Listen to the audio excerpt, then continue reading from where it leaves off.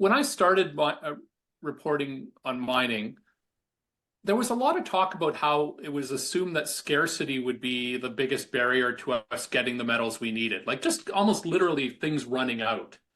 Um, but I think we've become more aware that social license will be probably even more of a barrier. And I think indigenous rights are ascendant in many parts of the world, including some of the places I visited, northern Chile and Bolivia as well. And I think that piece of it is going to be more and more important. And if we can't deal with it, if we can't create real benefits for communities where mining takes place, that we're not going to be able to get what we need. And maybe that'll create the emergency where we'll have to embrace the circular economy for real. But my sense is we might need to be forced into that emergency footing where we use less. And social license might be that barrier that we can't get past. The following is a conversation with Christopher Pollon and Michael Parker. Christopher is a freelance journalist who reports on the politics of natural resource extraction. His work has appeared in dozens of publications, including National Geographic and VICE News. And now, he is the author of a new book called Pitfall: The Race to Mine the World's Most Vulnerable Places. In his book, Pollon delivers a comprehensive analysis of the mining industry's historical trajectory, current challenges, and future prospects, including social conflict, environmental degradation, and mineral scarcity. Michael Parker is a geologist, mining industry veteran, and company director at the critical minerals consultancy Mining Footprint. Welcome to the first episode of the Mining Impact Podcast. To support it, please click the like button and subscribe. Christopher, what drew you to specialize on mining industry issues? Well, I've covered an environmental beat for about 20 years. And I started covering mining in Canada simply because there wasn't very many other journalists covering it, which struck me as a surprise initially because Canada is known as a mining country, both at home and internationally. But I quickly discovered that most of the journalism being written about mining where I live was really just intelligence to inform investors and shareholders. And so there wasn't very much scrutiny. I'll put it that way. I felt like there wasn't very much scrutiny in an industry that in 2014 especially, it became very apparent that we enjoy things like copper, which we need, and I make that point in the book a lot. We enjoy this commodity at an enormous cost and impact quite often. And in 2014, there was the Mount Polley mine disaster in the province where I live, in British Columbia. And that was a bit of a turning point as well, because suddenly there was more interest in mining. And so the beat that I had established, I branched out into being a business writer as well, because I started finding as well, not only was I doing more mining stories with a bit of an uptick in interest, but most of the stories about environment end up being business stories anyways. So I developed, started covering mining a lot more, and also just business and also of course the politics behind it, behind the industry, which is largely hidden from the public, because mining, as I make the point, is it's ubiquitous. It's everywhere. Like, we need it for everything, but it's also invisible, which is a strange thing. And that's the tension that I brought to the book, because I've always been fascinated by that duality, the fact that we can't live without it, but for most people, especially living in richer countries, we don't even want to think about it or recognize it. Yeah, I think you're right. I think many people overlook how their daily comforts are somehow linked to the mining industry, in the sense that we often buy finished products such as cell phones, televisions, computers, without really thinking about the raw materials behind them. And I think this makes it quite difficult to recognize that link between our convenience and the mining industry. Another reason why I was interested in the book was that in covering mining, an observation I made, and I make this point in the introduction, is that whenever I would get close to pressing someone in the industry about impacts of mining, I observed that quite often people in the industry would go to this default position, and that was what I call the look around the room speech. And what that is that, so let's say that, you hold up this cell phone and say, well, the copper, or just fill in the blank. This metal that comes from this part of the world is causing human rights issues, just for example. But the idea with the look around the room speech, and it's powerful because it's based entirely on fact, is that anyone that uses a phone is indirectly connected to whatever is happening on the ground where the mining takes place. And this is a gap that I was also trying to fill with my book a little bit, is just to get more people to not look at mining as something that's this distant, irrelevant thing. And that's something that has real impacts that we are directly complicit with. And just to get back to the idea about the look around the room speech, I 100% agree with that speech, with that idea, with the premise that we can't live without this stuff. But where my view differs is that if I can't live without this stuff, it's my business where it comes from. And I need to make it my business how it comes out of the earth and at what cost we enjoy it. When you say mining's invisible, do you mean it's inaccessible to most people, or it's not understood? What does invisible mean in that context? Well, Stephanie touched on it, but when you think about petrol or gas, most people have a direct relationship with that commodity. You have to go up and fill up at the tank, and people where I live follow the tiniest fluctuations in the cost of that commodity at the retail level, at least.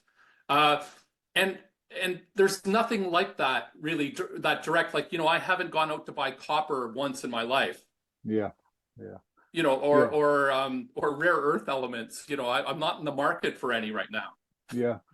So I meant that simply I meant the people that use and benefit from the stuff, like the end users, I suppose. Yeah. That's how I'm looking at that. With the book, when you presented it, what's been the reception of the industry, more or less? Has it been to take it on board, or has there been some strong denials? What's been the sort of more or less the reception you've received? I've been encouraged by the number of people that work in industry that have proactively reached out to me. LinkedIn primarily, and also through email. But I've been encouraged by that, and to that point, whenever I do a talk, I always do make the point where I welcome dialogue, and people have been very, very proactive in taking me up on that. And sometimes we disagree, or we have to leave it that we disagree on things.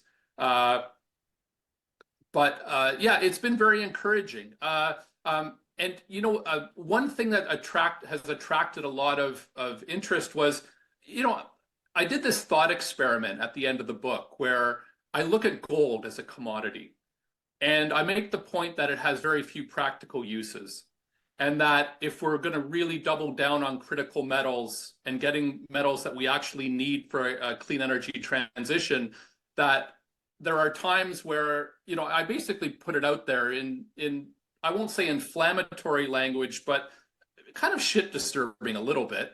Yeah. But saying that, let's permit less gold mines, like just mines that are just for gold. I know that copper comes with a lot in the porphyry deposits. Quite often we find the mix, so it's not as simple as just saying cut it. And a lot of people have engaged on that, and I've been surprised. And so there have been people that, obviously just say that I'm batshit crazy to even talk about it. But there's been I've been talking with entrepreneurs in the mining industry that are trying to monetize gold in the ground. I'll put it that way. And there's a couple different companies that are trying to do this, and it's early days. And I'm not entirely tokenizing gold in the ground. The idea of leaving it there and having some commodity, there's some warning bells also, because it ends up in that world of crypto that I don't really understand, cryptocurrency. And I worry about abuses that way. But I was amazed that Barrick Gold, which is one of the biggest mining companies in Canada, had actually done research on that very idea of tokenizing gold and leaving it in the ground. And I'm not saying that they would have stopped, their big mines in Nevada or Papua New Guinea to do this, but this was on their radar, and they were seriously looking at how this might work. And so I've talked with a lot of people about that, and I was surprised that less people have been hostile to that, because saying gold should stay in the ground, that very concept drives a lot of people crazy, especially people that in the mining industry. Yeah, I think I can echo you on that. I was 4 or 5 years ago, I was in a corporate training program for a major gold mining company. They were pure gold miners, and one of these disruptive sessions where they say, "What's the worst thing that can happen to us?" And I was given the presentation. I said, "Well, it may well end up that nobody wants your product. How's that for the worst case scenario?" And, yeah, right. And I was looked at like I was a complete lunatic. With looking at that thought experiment, it was limited also to the fact that gold is a target for so-called artisanal mining almost everywhere in the world, and especially in the global south. And I think gold is the primary target. There's lots of other things. There's cobalt in the DRC, and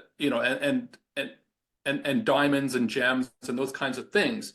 But gold, I don't see that ending anytime soon, because it's the one artisanal mining, or that even just it's the activity that the poorest of the poor can do on some level, right down to the level of a child.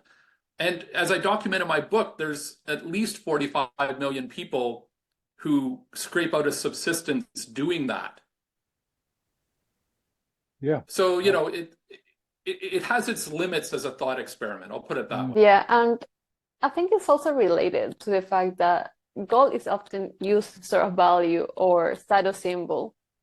I mean, 50% of the world's gold production is allocated solely to jewelry making, which, again, I think just highlights that disconnect between raw material extraction and finished product, which makes it challenging to really grasp the social and environmental implications, especially in regions such as the Amazon. I had a really good conversation with someone that reached out to me out of the blue, and they were a mining geologist for many years, and they looked on gold mines amongst many other commodities, and they made the point that the jewelry piece, which accounts for, like you say, at least half of the gold that we produce now, like that goes into the production of jewelry, said that if you're looking at markets, like who's buying gold as jewelry, a vast majority of it is two countries, China and India. And so if you really wanted or to look at that demand piece and trying to speak to the people about impacts, or trying to look at that demand, or lessening the jewelry demand, it would be pretty focused, right? But then you get into the complexities of the cultural role that gold plays in a country like India, or just I'm not sure what the appeal of gold is jewelry in China, other than the fact that it's a store of value, right? It's something you can wear around your neck or bury somewhere, or bury a hoard of it somewhere, and it's wealth that can rainy day wealth maybe. So there's complexities to it, but it's fascinating just to even just look at the human motivations in buying gold, because it's not ruled entirely by logic, especially when you look at the jewelry piece. And let me give you an example. Costco stores in North America. Are you familiar with that? It's like a store where you can buy in bulk, and it's like a supermarket. And Costco in North America they decided they were going to start selling gold bars, like just ounce bars, and they couldn't keep them in stock. And people were like, lining up. They were trying to get on waiting lists to get it. And I remember just kind of, I was very dismissive of that. And so I went to the website, and they showed these pictures of the bars, and like these ounce bars that had beautiful detailing, like artwork on it. And there was a moment where I had forgotten why I was at this website, and it was like my eyes kind of glazed over and said, "Oh, hey, I might be able to afford one of those. That would be cool." And it wasn't logical. And gold has that power on people, and Yeah. and I'm not immune to gold fever. Yes, and I think as well in that sort of vein, some jewelry firms have been actively promoting products made from recycled metals. However, because such as blood diamonds seem to have faded away from public consciousness, which in a way kind of raises questions about the longevity of these consumer-driven sustainability trends. And I'm not sure how long these things can actually last for. Your point about excuse me, about diamonds, it came while I was researching my book. It was news to me that we're able to produce really high quality diamonds in the lab without digging an open pit. Or you look at what De Beers does. They have these dredger boats that they use in places like Namibia in coastal waters that suck up the surface soil, silt, and that kind of thing. And you look at that, and even in northern Canada, where there's huge open pit diamond mines, we're reaching the point where a very serious argument can be made that if there's serious environmental impacts from doing that, then we don't even really need to do that. But the challenge is just, where does that question of need come in? Because one thing I found with my gold thought experiment was that in some ways it's irrelevant that gold doesn't have practical uses, because there is an industry built up around gold, right from extraction to marketing and to all the steps in between with an end users, or that there's an enormous financial inertia to gold. Like, it's over a $2 billion industry. And so to say that we don't need it, a lot of people make a living from gold. Absolutely. And so it's a thought experiment, but we just need, it could keep going forever, and it doesn't. And I guess I won't say disheartened, but I realized that whether we need it or not isn't always relevant to the discussion, which is part of that surreal thing about mining. There's so many different angles you can hit that from. Absolutely. And just to sort of come full circle on the diamond story, is a country like Botswana has a very good and successful diamond industry. And I think Botswana is one of the few cases in the world where the benefits of large-scale mining have accrued to the state in a way that they have changed people's lives, but for good. And I think if naturally mined diamonds were to be phased out because you can make them in the lab, and many people will say, well, it's a better seller if we make them in the lab, then I think that'll impact badly on a country like Botswana, which would be a pity because they do have a good industry which is run very well, and I think it would change them fundamentally for the worse. So I mean, that's just it's just one of these impacts of, considering the pros and cons of mining. There's always a loser somewhere. That's the issue, and that's a Well, difficult part. and to your point there, when I looked at cobalt in the Congo, and so there's been a lot written about that. Yeah. I have a chapter in my book, but beyond that, there's been a lot written about that, and I'd argue that it's almost replaced the blood diamond thing in a lot of people's consciousness in wealthier countries, at least. And the point was made to me by someone who worked with artisanal miners was that they don't want cobalt to be phased out. Like they want better working conditions. They want to be paid fair. They want abuses to end on the ground, but they don't want cobalt to be phased out of batteries, for example, because if that happens, hundreds of thousands of subsistence level workers will be out of work. So they want an improvement. They don't want it phased out. And so that's that issue with substitution, is that in the developed world, I'll say, substitution is a really bright light when you look at batteries and future. Like, think about how we, one of the optimistic things that I find with the book is that, the metals that we're saying that we're going to need for batteries, and that's in 2024 that we're talking, won't be the same metals that we'll need for batteries 15 years from now and maybe beyond. And I think there's a lot of work, for example, phasing out cobalt, even cutting down on the amount of nickel needed, things like that.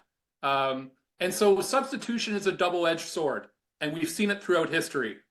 Think about all the other commodities that have been the synthetic dyes that maybe came from an area like present-day Guatemala, or even and rubber. Look at the history of natural rubber in Africa. I mean, so that substitution piece, it can be good and it can be bad, but like you say, there'll be winners and losers, right? Yeah, totally. I mean, Christopher, I worked in DRC. I lived in Katanga for 10 years, doing exploration in the province, and we had many interactions with artisanal miners. And yeah, there are a lot of things that go on there which are correctly reported. There are young people working in those areas. There's very little regulation. The conditions are terrible.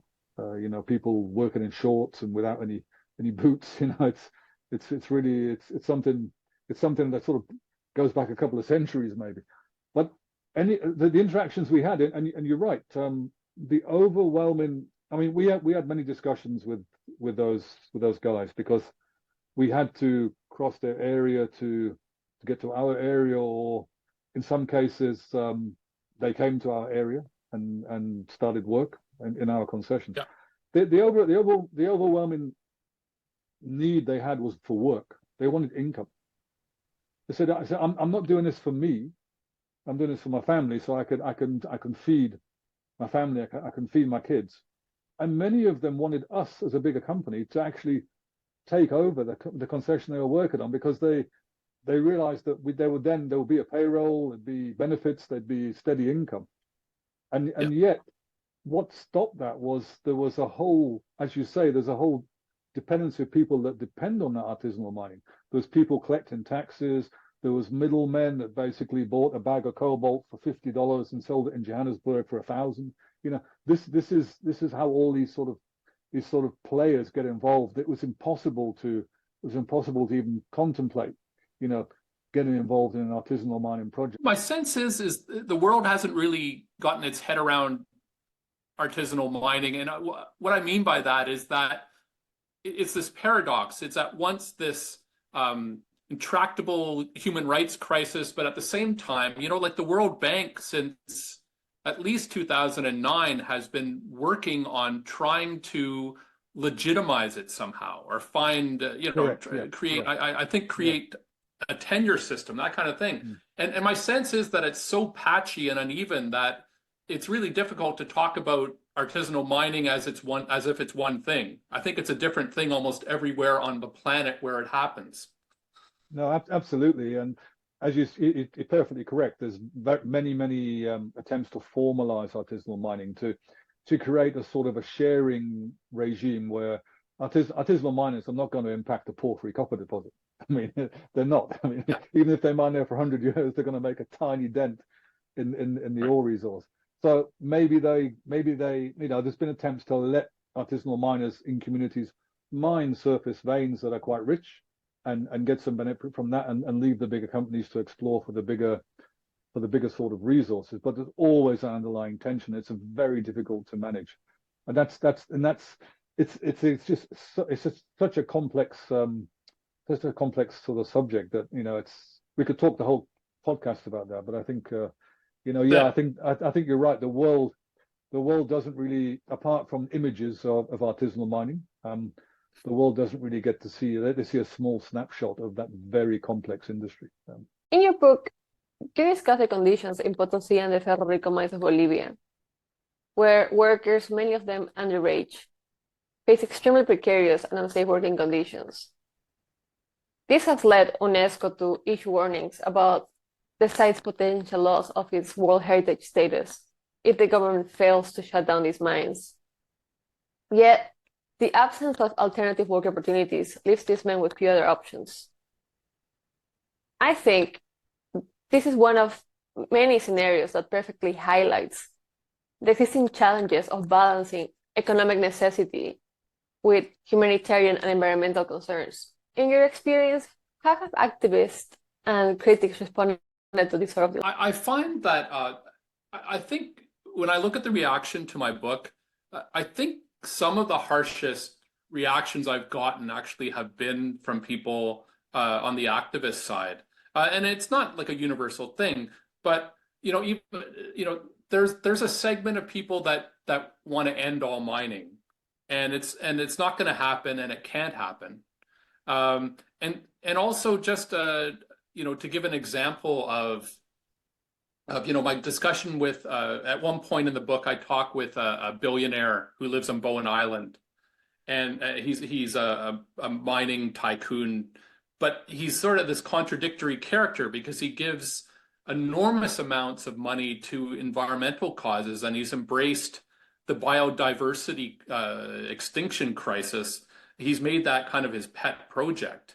And I remember just how it was at the same time he was the director of a company that had 7 or 8 dedicated gold mines all over the world. And so, I guess human beings are complex. There's contradictions in people. And I also see that a bit on the left as well, where some people don't want to see any mining at all. And I think there's cases where that's legitimate. I think I'll just throw out an example, the deep sea mining piece, which is very much kind of embryonic, kind of just at its beginning point.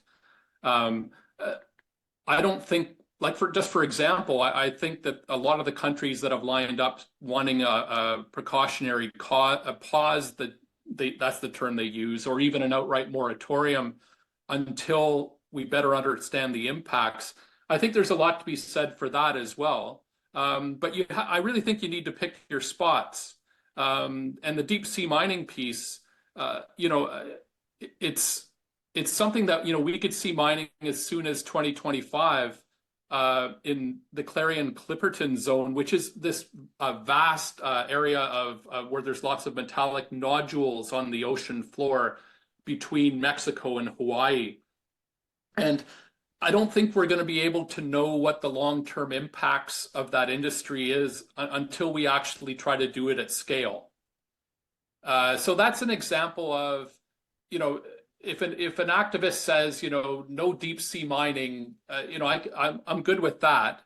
But as far as, saying no greenfield mining for copper, or even things like nickel or all the other base metals that we need, that's something that requires more scrutiny and also education, I think. So how do you see the mining industry contributing towards the development of renewable energy and technology? Well, that's something that, I think you can say with certainty that in the longer term, that will drive a lot of mining demand. And so the question is, how much metal do we need, or how much metal will we need? And so a lot of the projections I see are very boosterish. I'll use that term. So the World Bank had looked at to 2050, and they were estimating we'd need about 3 billion tons of metals, just kind of across the board, to get emissions under control. The OECD has predicted that by 2060 we'll see a doubling of demand. And so the question is really, what is the clean energy transition? I feel like we haven't had a really serious conversation about what that is, or where do you even start with that conversation? I mean, is the goal of the clean energy transition to just replace every fossil fuel burning vehicle with a shiny EV in every garage, at least in the global north, right? Is that what it is? I don't think so, and I don't think that's what it should be. A red flag for me, and it stuck out so much for me that I put it at the very front of my book, was from Larry Fink, who heads up BlackRock. He's the biggest fund manager on the planet, and he had been taking some heat about talking about the need for greater awareness of ESG impacts, like sort of environmental and social impacts on the ground. But one thing he says that I thought really kind of made a point, and I'll read it because it's right at the very front of my book. He writes, and he's talking about the clean energy transition when he says this, but he says, "I believe the decarbonizing of the global economy is going to create the greatest investment opportunity of our lifetime." And so I think part of the work we need to do is just sort out what we need from what we don't. And the challenge with that is that there's who's leading that conversation. I feel like when we talk about trying to save the world from climate change, so we need to electrify everything. I mean, where do you start with the idea of what we need and don't? And that's why I really latch onto the idea of the circular economy as being a place we need to go. It's this shiny spot on the horizon, because so much lip service is given to what we call circular economy, but so little of it's real at this point in history, right? And the idea of like reusing, recycling, and refurbishing all the stuff, all the metals we have above ground already, and dealing with demand, at least to some degree in that way, it's low-hanging fruit, but at the same time, it feels distant as well. And that's something that I hold up as this solution, but at the same time recognize that we have a long way to go to get where that's real. We have a lot of work to do. I think you hit on a major issue in your book with consumerism and consumption, in the sense that it's not just about companies mining less. It's also about consumers being committed to consuming less, because only then we will require fewer resources to maintain our lifestyles. But I'm not sure how feasible this perspective really is, or whether we should feel optimistic about it. The one place I find optimism is across the board. I've been talking a lot about my book and different forums and different events. And I would say across all of those groups, everything from industry to activists and everywhere in between, there is such an enormous appetite for what we call the circular economy. Like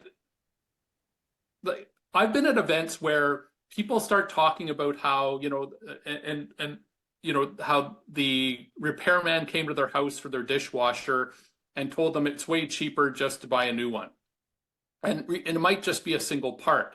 And so one thing I touch on in my book, and that I plan on doing more research about moving forward, is that so there's a series of laws that have emerged that I think are hopeful, and I think that need to be built upon, especially in, I'd say, the global north, in richer countries, where we have such a surplus of stuff, right? We have such a pressure to buy stuff. So look at the EU. they've been working on these right to repair laws. And that's probably even much closer to top of mind where you are than where I am in North America. But the idea that when you buy things, they need to be repairable. So there's that design piece built into that, right? Things need to be designed to be repairable, designed to be recyclable, but also on a simpler level, just spare parts, the parts that are going to break down need to be available. And there's enormous appetite for that. And I was amazed by France had come out with recently with a law where they're trying to outlaw planned obsolescence. And I'm not sure how it's going to work. But the idea is that they're trying to discourage companies from selling things that just go straight to landfill. And there's trade-offs with that, right? Because at least where I live, in the part of the world where I live, we've gotten used to cheap stuff, relatively cheap stuff. And that said, I think we'll see that I think that there is a critical mass of people that are willing to pay more if they know that something will last twice as long or 3 times as long. I mean, there's a value proposition in that I think a lot of people find appealing. So I find hope in that. At the same time, the disposable economy is this juggernaut, right? It's this thing where we're pressured constantly. I'll give you an example, like the cell phone I have. The company that produced it stopped updating the security software like 4 years ago, and I'm still using it. So I'm reaching the point where it's not even that useful of a device to me, like, because there's a lot of things I don't do on my phone anymore.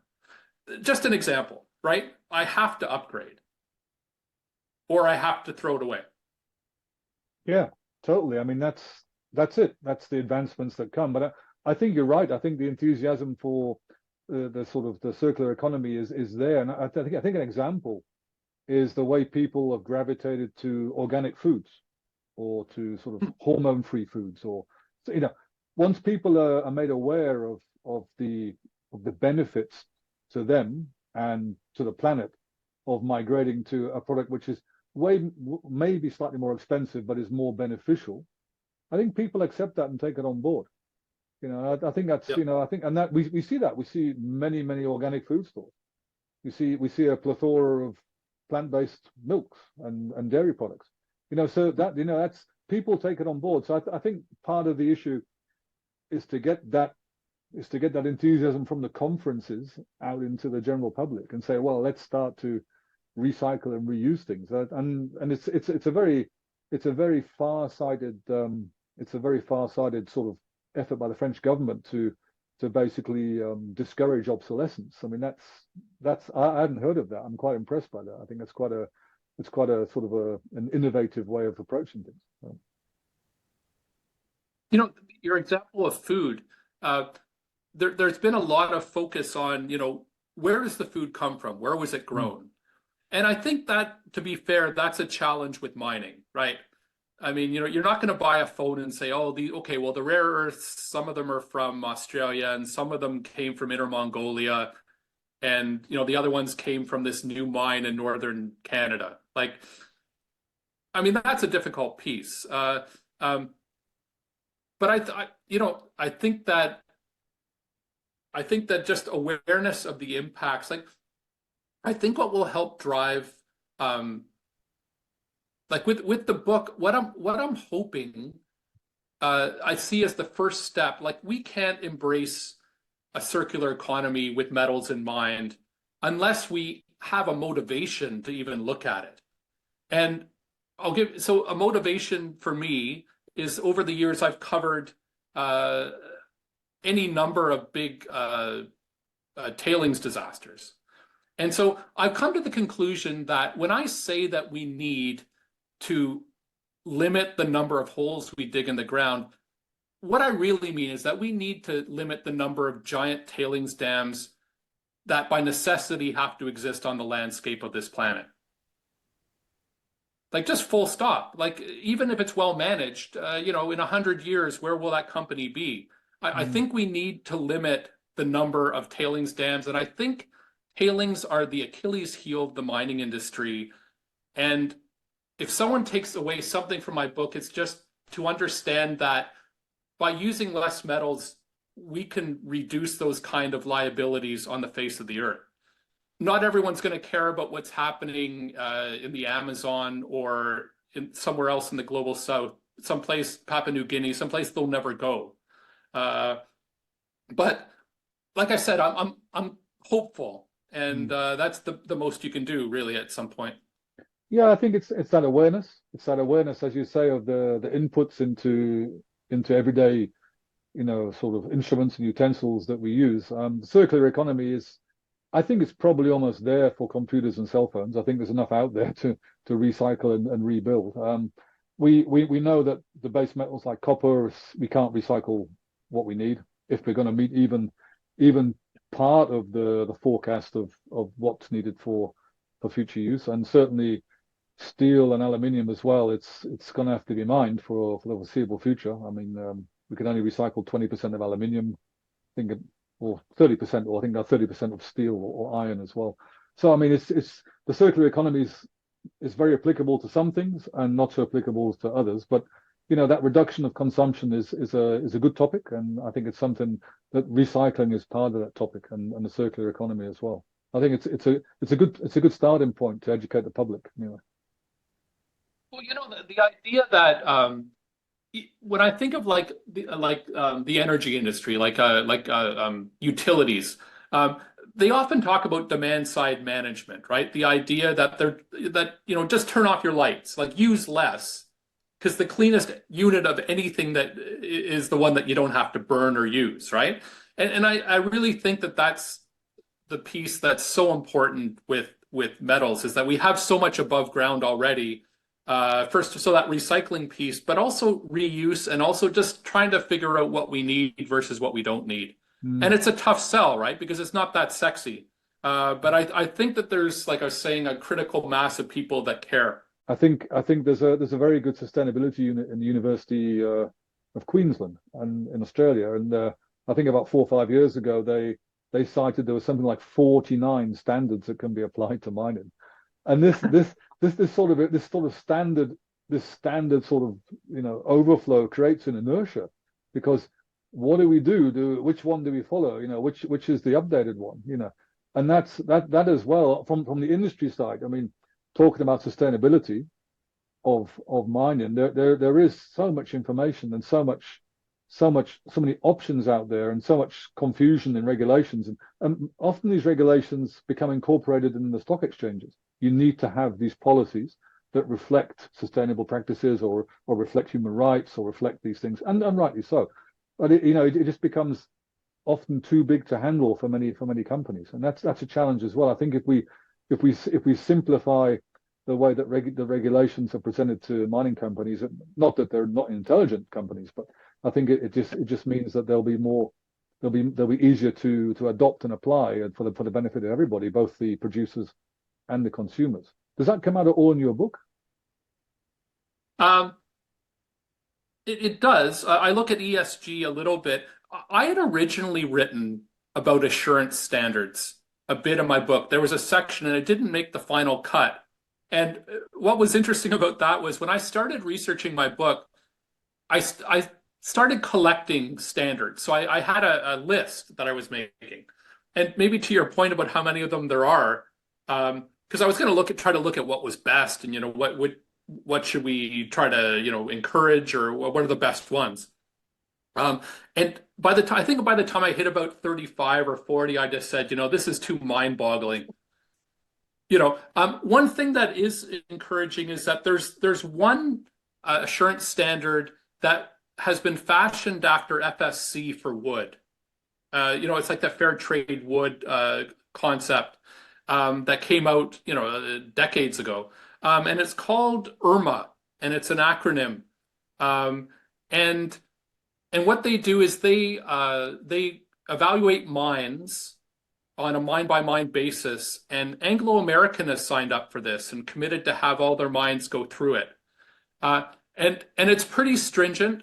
It doesn't take the place of regulation. If anything, there needs to be strong regulation, and the assurance and best practices can help almost backstop, where there's gaps in policy.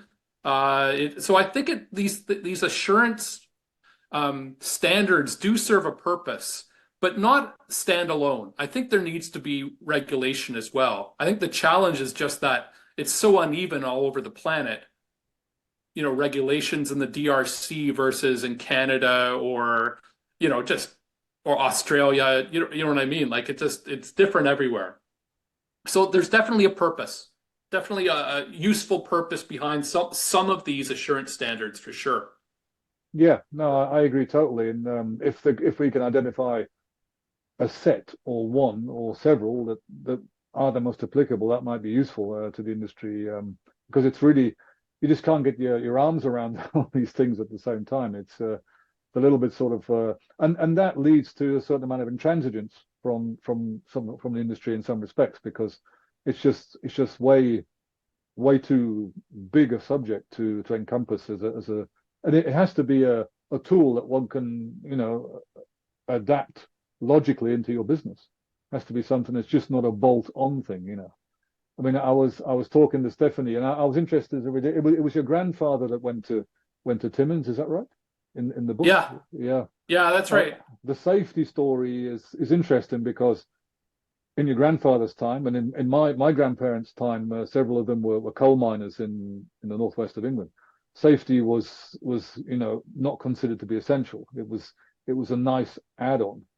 And yet with the prevalence of accidents and diseases, as you mentioned, lung diseases and various long-term exposure to hazards, safety became an integral part of the mining industry. And I think sustainability is somewhere there at this stage. Sustainability is it's still regarded it's still sort of a it's still a sort of an add-on, nice to have. It's additional. And I think it needs to be integrated into the mining industry so that, when we start a project, when I start my day in Peru, we sit in a circle and we have a safety meeting. I think we should have a sustainability meeting as well and go, well, let's make sure that what we do today is for the best benefit of the project and the stakeholders and the environment where we're working. So I think that integration of sustainability is not done very successfully in the mining industry, though many will say it is. And I think part of it comes back to that conversation that what is sustainability and what are the standards that are applied in this particular area. So that's it's just a sort of it's an observation about the plethora of sustainability concepts that are very hard to put into the mining industry to make it more sustainable, even though we know in the purest sense mining is not sustainable. But that's where we are in this stage, I think. Yeah. Yeah, I think that as a society, we're still grappling with sustainability as a concept. In fact, sustainability appears to exist along the spectrum. Take the UK, for example, where the implementation of low-emission areas restricts non-hybrid vehicles from entering city centers in order to improve the air quality and push for greener ways of transportation. Yet, this poses a series of challenges. One of them being that many people will have to replace their vehicles in order to comply with these regulations, and that the increased demand for greener vehicles will, in fact, drive the extraction of more of the minerals and metals needed for their production. I have to say, there have been some events where I'm a bit of a killjoy, and what I mean by that is when we talk about EVs, and people are excited about talking about the infrastructure and we need enough charging stations and everything else. And I've stood up at some places and just said that, if you really want to be green with transportation, you should take the bus. And that is not a satisfactory answer to a lot of people, right? But I think that it's those kind of, I think if we're serious about climate change and if it's really an emergency, I think that what we could do is just, for example, with the transportation piece is and I'm thinking about North America where I live here, and I'm not sure what the application is in Europe, for example, but making public transportation something that more people would be willing to take, make it more convenient, make it more comfortable, and hold that up as really the direction we need to go in, and electrify all the public transport and get a critical mass of people using that. it's these kind of unsexy solutions that I think will save the day if we're going to save the day. And to be fair, that is happening in certain areas of Scotland. They have an electrified bus fleet, and they are making the sort of the fares very reasonable, and they are encouraging people to take public transport. It's just that the average person wants to take a private car, wants to be able to drive from A to B and to the supermarket. I mean, that's the challenge. It's the consumerism piece again, the consumption piece. I mean, that's the challenge, but it's not just that. As you highlighted in your book, it's also about urban design. Take some European cities, for example. If you were to move there, then you'll quickly realize that owning a car isn't practical. The streets are narrow and parking is scarce because these cities were built long before cars were invented. So, looking ahead, I think that adopting a greener approach to public transportation and urban planning will be crucial, I think. No, that's right. At the very top of our discussion, I said that I lived in a walkable neighborhood, and they're actually not that. I'm not sure what to say. There's a lot of places where I live and in North America generally, where you need a car if you want to get food, if you want to go to work. You actually need it. And so, that's still something that's a work in progress. I mean, I think that there's these bizarre culture wars happening in North America right now, and especially the US, where, like, for example, voices on the right have been talking about how, the 15-minute city, I think that it was a term that was used to describe basically a walkable neighborhood, making something where everything you needed could be a 15-minute walk away from where you live, has been held up as some kind of conspiracy of social engineering by the deep state kind of thing, which is laughable on one level, but as it exists to a real barrier to creating, the kind of world that is more comfortable and actually uses less resources, it's a big setback. So I think when we talk about trying to, use less, the circular economy, I think that there's going to be a lot of cultural barriers to that as well that we're going to have to work through. And I'm not sure exactly what the solution is other than in my book, the most optimistic scenario is probably the worst scenario, which was like the war economy of the Second World War. And if you look at how, even just in the US, and that's the example I used, after the Pearl Harbor attack, the United States basically went into this war economy where they turned on a dime. And most like car factories were immediately transformed into centers for making weapons and not exactly the best use also. But what I mean, the point is that, people suddenly grew a lot of their food. And centers for refurbishment actually really existed and were ramped up at scale. What it took was, a cataclysmic event on the scale of a world war. So I'm not holding it up as something I want to see happen, but the fact that it's possible, and I think it's still possible, is something that you cling to for hope, I suppose. Mm. We were very interested in your sort of analysis of business as usual for mining, and what does it hold for the future? What does the book say? What is your thoughts on what needs to fundamentally change in the industry to get us to where we need to be? I mean, that's the big question, I guess. And that was the conversation that I think you wanted the book to invoke in a sense. How can you sort of summarize how do we get from where we are to where we should be in a better way? That'll be the sort of question. Yeah. So in the early 2020s, Elon Musk had at some event, he basically stood up on a stage and he said, and he wasn't just talking to mining companies. He was talking to absolutely anyone and everyone that would listen to him. He said that I can give you a massive contract for nickel if you can guarantee me that it'll be environmentally sourced from a sustainable thing that isn't, there aren't human rights. The idea, like, I will give you, and he wasn't talking to mining companies specifically, he was talking to anyone who would listen. And so I think the idea of procuring metals might change in the future. And what I mean by that is that there's other streams of above ground metals that I think we're going to need to start looking at tapping. And so you hear a lot about remining, for example. There's enormous waste dumps, tailings dumps that are liabilities all over the world. And a lot of these are legacy things that could be mined, remined. We need to start looking at how we get the stuff that we've already created a mess for without creating new messes necessarily. And so I think the remining piece is great. Obviously, the circular economy thing where, recycling has limits, despite what a lot of people say. Like a lot of people hold that up as, well, we don't need to mine, we can just recycle. We can ramp up recycling.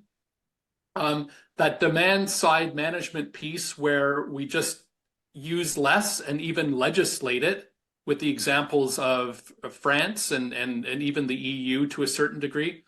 But opening up the whole concept of mining, because right now, anyone that can supply metals to industry, and something that I've seen emerge that I think is kind of interesting as well is that I've heard about automotive companies signing offtake agreements with mines. And in the past, that might have been, Japanese industry. It might have been some, in Canada, there's a lot of these kind of arrangements where, a company will give finance or give help with financing for a share of that supply. And so I think you'll see also more and more companies, think GM, think, even like companies like Microsoft, sourcing their metals from more sustainable places. And I'm not sure what that means to some of the mines in the world where there are documented human rights issues. There will be, I think there'll continue to be huge mines like, think like something like Escondida in Chile, like massive economy of scale, low grade deposits that only certain limited number of companies can tap. But I think for smaller deposits in the world that can be mined, there's talk about modular mining where, moving some of the benefits of the mining operation from this asset in the ground to the actual community that's around it. And I think you're going to see more of that as well, just simply because the social license piece with mining is emerging as a huge bottleneck in us getting the metals we need. And what I mean by social license, obviously, is just an indigenous community that doesn't want the impacts of the mine, for example, or maybe they don't feel like the trade-off is enough from the jobs and the economic stimulus. We're going to have to find our way around that. And I think moving forward, that social license piece is going to be a huge barrier that we're going to have to solve.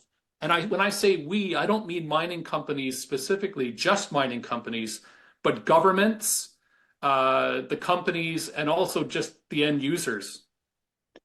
Yeah, I agree with that, Christopher. There's many companies make analysis of mining operations on the industry on a worldwide basis, and there's many companies that analyze risk, and the social risk is always, if not number one, it's real close to the top.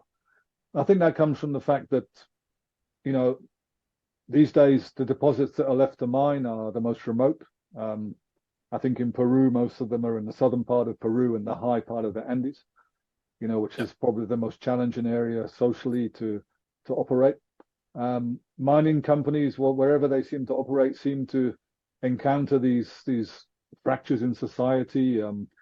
In Congo, we encountered ethnicity as an issue in Katanga. In Latin America, we encounter inequality and the absence of government as an issue in some areas where we work. So mining always seems to encounter these fractures in society that are very difficult to manage, and they all seem to explode into some form of conflict in that sense. Not that that's an excuse, I'm just pointing out, that social Yeah. social issues are becoming more and more important because we're having to look in more and more remote areas and more sensitive areas to get the metals. So that's an issue that's going to have to be addressed. I think mining companies are doing a lot to address it, but it's just such a huge and complex subject that it's never going to be completely resolved, and it's always going to be really hard to get a good score on that for the mining industry. But I mean, it's a work in progress. I mean, that's all the industry can do, I think. Yeah, absolutely. But I think it's also fascinating how people today have greater access to real-time information. I mean, in the past, when projects like Grasberg or the Phoenix nickel mine started, people in Europe and elsewhere, they weren't as aware of the human rights violations or the environmental damage that was taking place. But now, with smartphones and cameras, anybody can capture and upload footage instantly, which I believe has led to people in richer countries becoming increasingly aware and passionate about addressing these issues. So it's definitely a positive development, I think. However, despite all of this information, I think there's still a challenge in changing consumption patterns and being vigilant about companies prioritizing profits over genuine contributions to the energy transition. You brought up Grasberg and even Guatemala. And so even like when I started reporting on mining, there was a lot of talk about how it was assumed that scarcity would be the biggest barrier to us getting the metals we needed, like just almost literally things running out. But I think we've become more aware that social license will be probably even more of a barrier. And I think indigenous rights are ascendant in many parts of the world, including some of the places I visited, northern Chile and Bolivia as well. And I think that piece of it is going to be more and more important. And if we can't deal with it, if we can't create real benefits for communities where mining takes place, that we're not going to be able to get what we need. And maybe that'll create the emergency where we'll have to embrace the circular economy for real. But my sense is we might need to be forced into that emergency footing where we use less. And social license might be that barrier that we can't get past. Definitely. Now, Christopher, in your book, you delve into themes such as consumer behavior, particularly highlighting how the consumption habits of people in richer countries heavily rely on products linked to the mining industry, such as electronics and transportation. However, for many people, the mining industry still remains invisible because they don't directly have to purchase the commodities behind these products. And I think this leads to a lack of awareness regarding the link between people's lifestyles and what happens on the ground. Yet, nowadays, with growing discussions about subjects such as climate change, the energy transition, and the circular economy, do you believe there's potential for a shift in people's consumption patterns and lifestyle choices? Well, it depends whether I'm optimistic or pessimistic about that depends on what day you catch me, right? So I know a lot of people in my daily life that think that they're, environmentally conscious and everything, but in a lot of ways, lifestyle is not negotiable on a certain level. And that gets back to my thinking that there's a lot of people I think that would really need to be forced. Like, for example, not to upgrade the phone every 2 years or to take public transit, just for example. I know tons of people that wouldn't do that. They would have to be forced to do it. And so I'm not sure how pessimistic to be, other than to say that bottlenecks to getting metals and how Mike mentioned about even just, well, there's social license, but even climate change as presenting limits on water and what we can actually get out of the ground. I think on some levels it might take crisis and a reaction to crisis for us to, at least in wealthier countries, to willingly sacrifice lifestyle in favor of something more, an inclusive benefit to society, right? So yeah, so I think there's some reason for optimism, but again, I think we might need to be forced to make changes, because I think a lot of people in wealthier countries won't change on their own. I think what you've done in the book is you've really given a sort of a snapshot of where we are today, and then given us some sort of food for thought for the future. I think that's interesting, and what I like about the book is the way it's approachable. It doesn't get bogged down in technical issues or in sort of trying to explain mining as a science. It's more like this is what's happening, and this is what could be done differently, and this is what we need to do. I think that's a very good it's a very good sort of introduction for many people to the world of mining. So I thank you for that. It's really good. Well, thanks for your interest, and it's been a pleasure talking to both of you.